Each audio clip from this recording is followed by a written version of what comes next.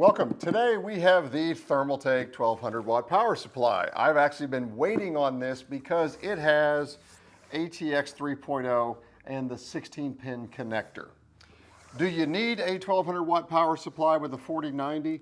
No, you can probably get away with a 1000 watt power supply. I've got a 4090 in here, but I wanted more efficiency, stable power, and the direct connect with the 16-pin connector.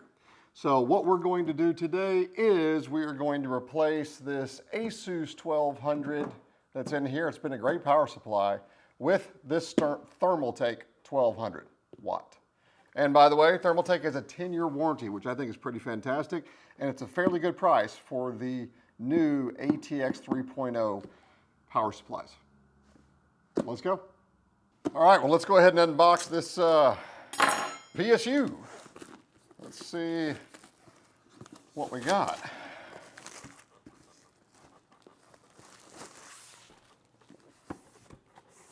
Pretty nice box in general.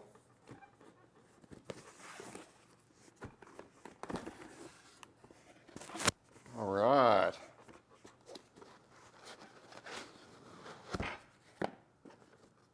Oh, it's actually not as big as I thought it was going to be, which is good.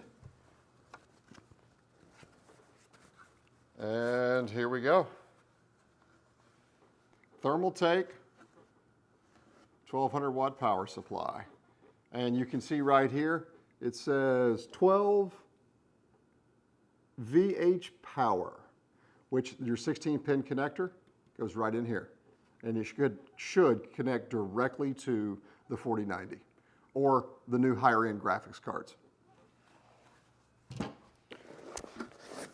Let's look at our cables. Okay, standard cables we've got here as well. All of our connectors. Let's see if we can find there it is. Let's go ahead and find that new connector. Just take a peek at it.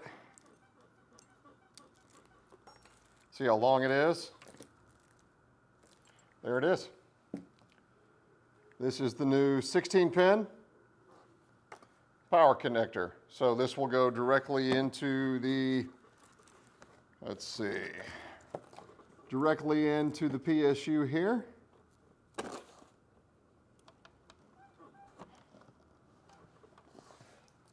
And this end will go directly into the graphics card. So let's go ahead and take it apart, put it in.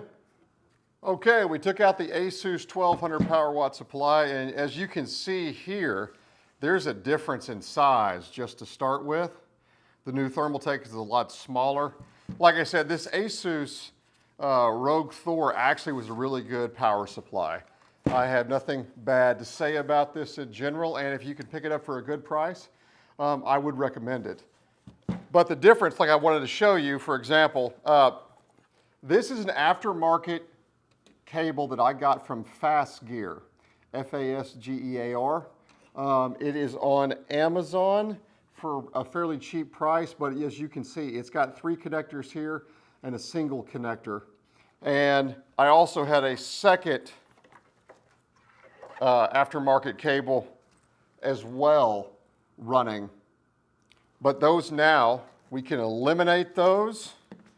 We do not need those at all. So again, I just wanted to show you the difference. We've got a single hookup, 16-pin, with the new power supply versus the 3 old connectors. And then this end used to go into the graphics card. Now we have 2 dual ends like this. So it makes cable management a lot easier, as you can see. Okay, well, let's go ahead now and put the cables together for this power supply. I just wanted to show you again how much smaller it is. It's more form factor. I already love the single GPU connector. Let's go ahead and find the cables that we need.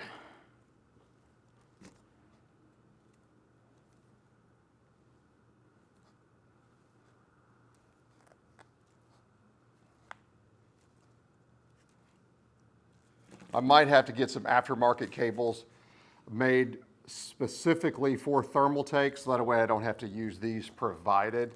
That's exactly what we did here with the motherboard connector. This is an aftermarket cable as well.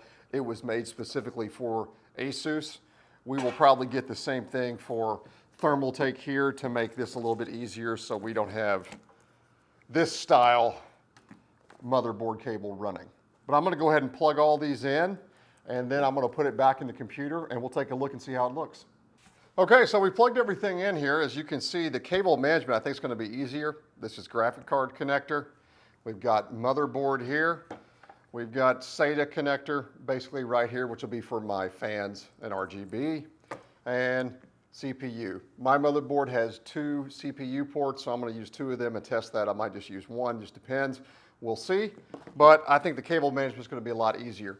Side note that you do wanna know. So when putting your PSU in, here's the fan that's gonna intake the air.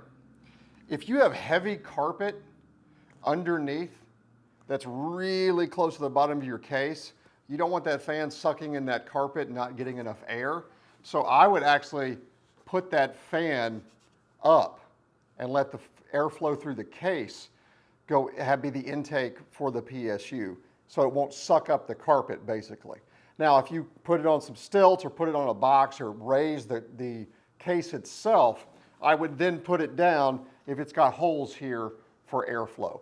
This case is the Fractal Torrent case. It's made for air-cooled builds, and that's what I'm running with the Noctua here.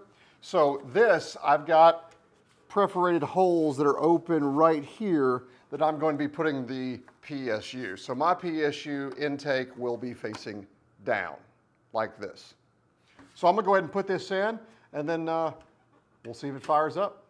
All right, so we have everything plugged in now. As you can see, I think the cable management is a lot better. You've got a single cable 16-pin connector going from the graphics card into the PSU, and it just looks a lot cleaner. And this is even with no aftermarket cables, just cables directly from Thermaltake. So, with no further ado, let's see if she fires up.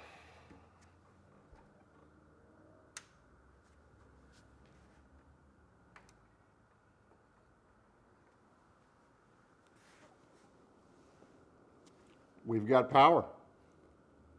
Well, I hope you all appreciate this video. If you like it, please hit that thumbs up. It helps on the algorithm.